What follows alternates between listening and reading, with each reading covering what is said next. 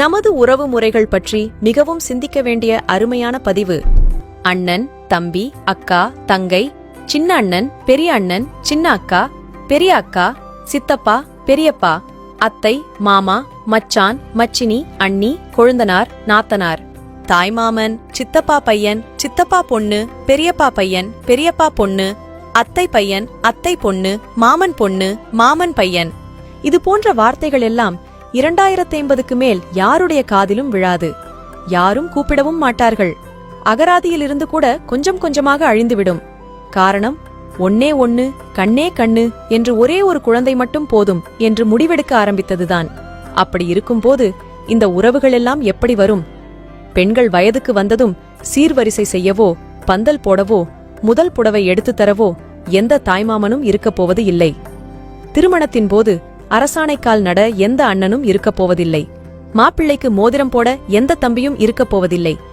குழந்தைக்கு மொட்டை போட யார் மடியில் உட்கார வைப்பார்கள்? கட்டி கொடுத்த பெண்ணுக்கு ஏதாவது பிரச்சனை என்றால் அண்ணனும் தம்பியும் பறந்து செல்வார்கள். இனி யார் போவார்? ஒவ்வொரு பெண்ணும் சொந்த பந்தம் ஏதுமின்றி ஆறுதலுக்கு ஆளின்றி தவிக்கப் போகிறார்கள்.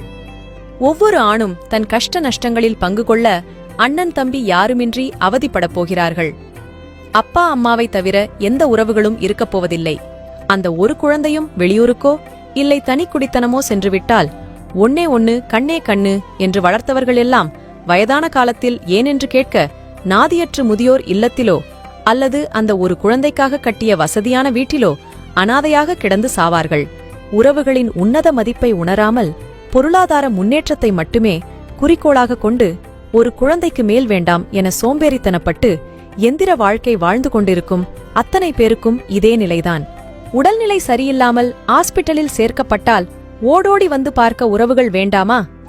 சின்ன சின்ன விஷயங்களுக்கெல்லாம் எனக்கு உனக்கு என்று சண்டை போடும் அதே குழந்தைகள்தான் வயதான காலத்தில் அப்பா அம்மாவுக்கு ஏதாவது ஒன்று என்றால் நான், நீ என்று ஓடி வருவார்கள். கணவன், குடும்பம், குழந்தை என்று உயிரை விட்ட பெண்கள் கூட பெற்றோருக்கு ஒன்று என்றால் அத்தனையும் தூக்கி எறிந்துவிட்டு முதலில் வந்து நிற்பார்கள். ஒரே ஒரு முறை உங்கள் கடைசி காலத்தை நினைத்து பாருங்கள். பணமில்லாத ஒருவனை அனாதை என்று யாரும் சொல்வதில்லை.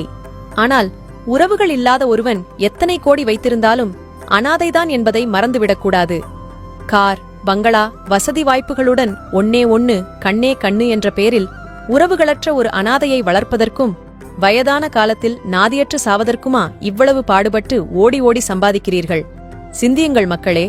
ஆணோ பெண்ணோ குறைந்தது 2 குழந்தையாவது பெற்றுக்கொள்ளுங்கள். அனைவருக்கும் பகிருங்கள்.